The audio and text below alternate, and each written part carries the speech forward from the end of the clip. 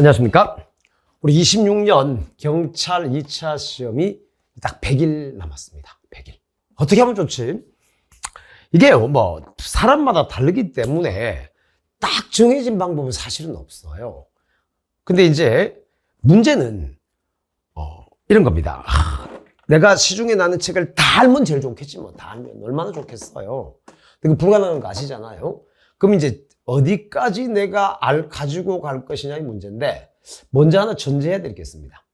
아무리 대비를 해도요, 시험장에서는 분명히 처음 보는 지문이 두세 지문은 나와요. 그거는 미리 내가 대비하려고 하면 안 돼요. 그러면 공부량이 무한대로 늘어나고, 양이 많아지면 많아질수록 우리 기억이 정확해지지 않는다는 거는 경험해 봤으니까 알잖아요. 그러면 딱 픽스를 해서 나가야 되는데, 자, 여기서 나는 여러분한테 842를 권합니다. 842일. 842일이 뭐죠? 처음 한 번 볼 때는 8일이 걸린다는 거예요. 같은 걸 두 번째 볼 때는 4일이 걸리고, 그 다음에 2일이 걸리고, 마지막 하나만에 다 본다는 겁니다. 근데 841이라는 거는 예시에 불과하니까 그냥 숫자로 놓고 봤을 때는요, 이게 10, 5, 3, 1 해도 좋고요. 이게 숫자는 너무 신경 쓰지 마세요. 지금 내가 하고자 하는 얘기는 지금부터 4번을 봐야 된다는 거예요. 5번 보면 더 좋겠죠. 5번 보면 더 좋아요. 6번 보면 더 좋고. 자, 여기서 과목별 배분을 좀 할 줄 아셔야 돼요. 과목별. 자, 지금쯤 되면요, 사람마다 나는 경찰학은 잘한다, 나는 헌법을 잘한다 있겠죠. 그러면 반대로 얘기하면 자기가 못하는 과목이 있을 거 아니에요. 그러면 과목별 순서를 잡을 때 어떻게 잡느냐? 내가 가장 어려운 과목부터 잡아야 돼요. 예를 들어서 형사법을 제일 어렵다고 합시다. 순서를 형사법, 자, 헌법, 경찰학 이런 순서로 간다 치고, 순서는 상관없습니다. 사람마다 다르니까. 그러면 요것도 보세요. 형사법이나 경찰학은 상대적으로 양도 많고 시간이 좀 많이 걸리잖아요. 헌법은 양이 좀 적죠. 그러면 이제 어떻게 배분하는가 하면, 자, 100일을 이렇게 나눌 때 어떻게 나누면 되겠어요? 여기를 한 40일, 30일, 그 다음에 20일, 그 다음에 이제 내가 841로 했지만은 그렇게 하면은 지금 이제 90일이니까 그 다음에 이제 9일, 1일 이렇게 5번으로 잡아도 상관이 없거든요. 아니면 이제 이렇게 잡을 수도 있어요. 이거는 하기 나름인데, 처음에 나는 50일을 잡고, 그 다음에 여기 30일을 잡고, 그 다음에 여기 한 18일을 잡고, 마지막에 2일을 잡겠다. 이렇게 해도 상관없습니다. 뭔 말인지 알겠죠? 자, 그러면은 요게 이제 1순환이잖아요. 1순환. 이 1순환 때는 뭘 해야 되는가 하면요, 지금 여러분이 보는 교재에서 내가 확실히 아는 거하고 모르는 걸 구분할 줄 알아야 돼요. 무슨 말이냐? 지금 확실하게 아는 거는요, 100일 후에도 안 틀려요. 근데 지금 애매하게 알고 문제를 봤을 때 아직까지 1초 만에 판단이, 1초라는 말은 이제 좀 과장해서 하는 거니까 읽자마자 바로 판단이 안 되는 건 모르는 거거든요. 그걸 구분할 줄 아셔야 돼요. 이게 제일 중요합니다. 그래서 지금부터 여러분들은 내가 요 1순환 때 이제 전체적으로 꼼꼼하게 볼 수 있는 마지막 기회거든요. 이때 공부를 하면서, 요건 내가 한 번 더 봐야 될 거, 안 봐도 될 거, 그거 구분하는 거예요. 그게 제일 중요합니다. 그 다음에 두 번째부터는 어떻게 하는 거예요? 그 틀린 것만 반복해서 보는 거예요. 반복해서. 결국 이제 마지막 하루 또는 마지막 이틀에 전 과목을 다 봐야 돼요. 전 과목. 그러면 시험 붙어요. 마지막 하루, 우리가 이런 거 있잖아. 일주일 전에 본 거는 기억이 잘 안 나지만 하루 전에 본 거는 기억이 나거든. 그래서 결국 우리는 시험 치기 하루 전에 전 과목을 다 보는 거에 목적을 두고 있다고요. 자, 그러면 처음에 이제 50일이라고 가정하면 또 과목별로 시간이 어떻게 되겠어요? 형사법에 예를 들어서 한 20일, 경찰학에 한 20일, 헌법에 10일 이렇게 할 수 있겠죠. 그건 조절이 가능하니까 그건 알아서 하면 돼요. 그걸 반복하는 거예요. 자, 여기서 문제는 내가 이제 보통 기출만 알면 된다라고 얘기합니다. 근데 이 말은요, 기출만이라는 말 뜻을 좀 조심해야 돼요. 기출만이라는 거는 기출을 단순히 푼다는 뜻이 아니고, 내가 기출을 강의할 때 어떻게 합니까?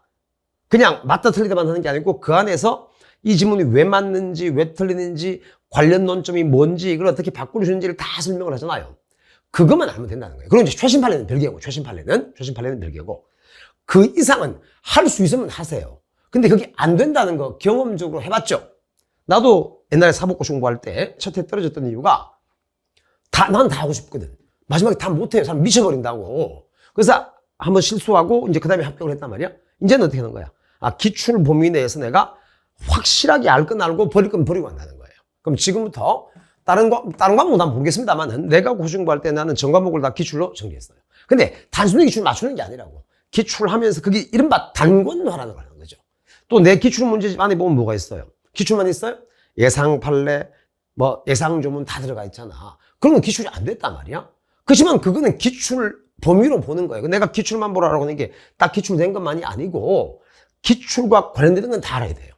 그리고 내 책 안에는 기출 문제집 안에 우리 그동안 지난 한 20년 동안 쳤던 헌법 시험 징계가 얼마나 많아요. 변호사 시험부터 시작해서 오만 개 시험. 거기 중복되는 문제 빼고는 다 넣어놨거든. 그걸 못 벗어나요. 물론 그럼에도 불구하고 출제위원들은 거기서 벗어나는 지문을 두세 지문 냅니다.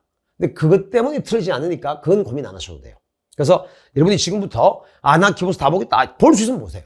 근데 그건 굉장히 힘들어요. 굉장히. 그러니까 헌법 같은 경우에는 기출을 정확하게 이제 강의로 정리하면서 반복하고, 그리고 이제 루틴은 어떻게 가져갈 거냐에 대해서는요. 이것도 정답은 없는데요. 일단 잠을 충분히 자야 돼요. 잠 줄이면서 공부하는 건 거짓말이다. 거짓말입니다. 잠을 줄이면서 공부할 수 있는 거는요. 길어봐야 일주일 못 넘어가요. 그 다음에 사람이 쓰러진다고. 그리고 잠을 줄이면요. 기억이 들어오지 않고 다 튕겨나가 버립니다. 그럼 잠을 충분히 자야 되는데 충분히가 몇 시간이냐는 사람마다 달라요. 근데 나는 개인적으로 7시간이에요. 7시간 정도 자고 대신에 맑은 정신으로 공부를 하는 거죠. 그거는 각자 알아서 판단을 하세요. 근데 대부분 보니까 최하 6시간은 자야 돼요. 그 이하로 자면 그거는 공부 안 하는 겁니다. 눈만 떠 있는 거예요. 눈만. 아주 특수한 경우가 아니라면. 그래서 한 7시간 정도 자는 거는 전혀 문제가 없다. 그렇게 루틴 잡아주시면 되고, 자, 그리고 나서 이제 60일 작전하고 이게 100일 전하고 이걸 어떻게 연계시키는 것이 문제인데, 60일 작전은 이제 다른 쌤마다 약간씩 다릅니다. 나 같은 경우는 이제 크게 두 파트로 되어 있어요. 진도별 모의고사를 먼저 한번 하죠. 진도별 모의고사. 그 다음에 전범위 모의고사. 전모. 동형이죠, 동형. 평소에 요렇게까지만 했는데 올해는요, 여기 하나를 추가합니다. 그래서 이제 26년 최신 기출까지 이렇게 할 거거든요. 그러면 이제 진모하고 전모는 이제 책으로 하고요. 그리고 이제 작년 기출까지는 기출 문제집에서 다 다루었으니까 26년 최신 기출은 물론 이제 26년 기출도 일부는 기출 문제집에 들어와 있지만 또 빠진 것도 있고 하니까 이건 이제 모의고사식으로 다시 한번 보고 정리를 할 거예요. 요거하고 이제 841하고 한번 연결을 해보세요. 진도별 모의고사 볼 때 이제 고전에 8을 하겠죠. 고전에 8을 하면 한 다음에 요때 4. 그럼 요 기간 동안 요때 이제 1회도 가고 요때 2회도 가고 요때 또 3회도 가고 요때 4회도 가고. 그 마지막 하루에 한 번 더 보면 5회도까지 가능한 거죠. 그래서 요 방법, 여러분들 카페에 들어가 보면 아시겠지만 내 수업 듣고 합격한 사람이 수천 명입니다. 물론 조금씩은 방법이 다르겠지만 기본적인 큰 틀에서는 요런 공부법으로 했다는 거죠. 그리고 이제 시험 치기 한 6주 전에 최신 판례할 겁니다. 그러면은 기출에서 사실상 90% 커버가 돼요.